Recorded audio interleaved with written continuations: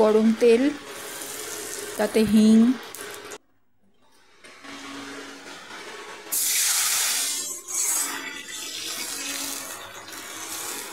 পর্যাপ্ত পরিমাণে জল দিয়ে দিলাম গরম তেল আর হিঙের মধ্যে। বেটে রাখা জিরে, ধনে, লঙ্কা, আদা বাটা মশলাটা দিয়ে দিলাম, লবণ দিয়ে দিলাম, হলুদ দিয়ে দিলাম।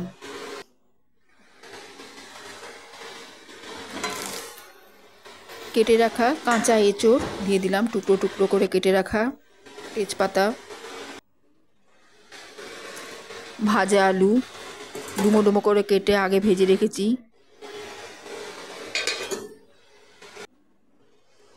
এবার পোস্ত আর কাঁচা বাদাম বেটে নিলাম।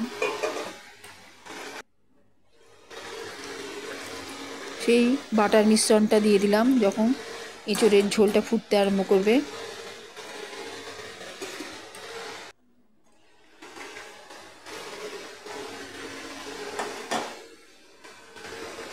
দই দিলাম, পরে ঢেকে দিলাম।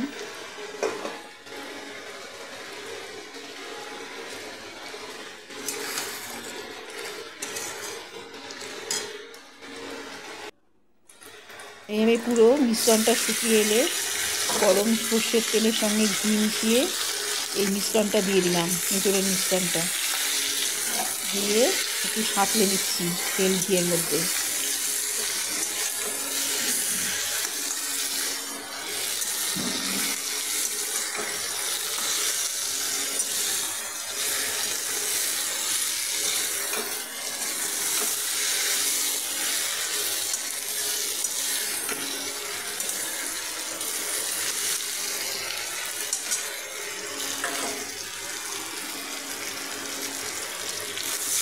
গরম মশলা বাটা একটু বেশি করে জল দিয়ে গুলে এর উপরে দিয়ে দিলাম।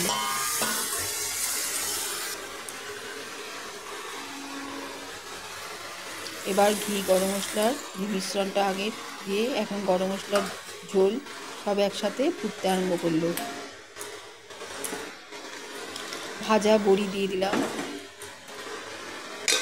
ঢেকে দিলাম। ঝোল ফুটতে আরম্ভ করলে বড়ি সেদ্ধ হলে ঘাঁটবো না, ঝাঁকিয়ে নিলাম।